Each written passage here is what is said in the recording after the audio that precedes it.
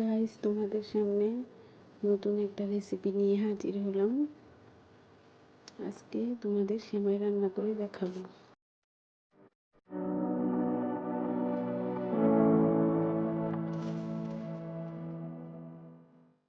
প্রথমে দেখো, দুধ দিয়ে দিলাম।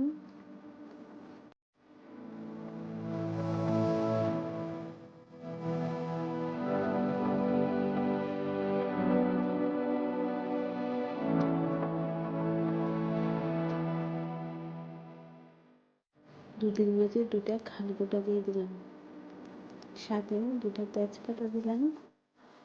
কতক্ষণ সুন্দর করে জাল করে নিলাম, অনেকক্ষণ জাল করে নিলাম। দুধটা অনেকক্ষণ জাল করার পরে দুধের মাঝে কতগুলো কিশমিশ দিয়ে দিলাম। কিশমিশ দিয়ে মির্চি দিয়ে দিলাম। মিঠাটা দিয়ে যেরকম খাবে, যে বেশি খাবে সে বেশি দেবে, যে কম খাবে সে কম দেবে।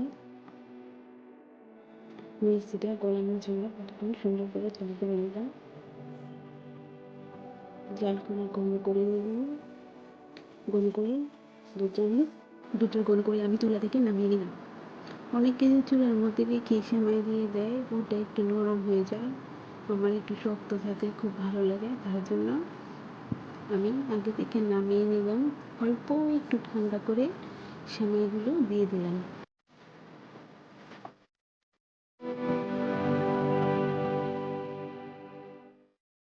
সেমাই দিয়ে সুন্দর করে একটু নাড়া দিয়ে উপরে কিশমিশ দিয়ে দিলাম।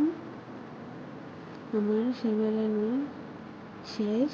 দুধ খেয়ে একটু শক্ত শক্ত হয়ে গেছে, দেখতেও খুব ভালো লাগলো। এখন পরিবেশন করব। দেখো সেমাই আমার সেমাই রান্না শেষ। আবার নতুন একটা রেসিপি নিয়ে তোমাদের মাঝে চলে আসবো। ততক্ষণ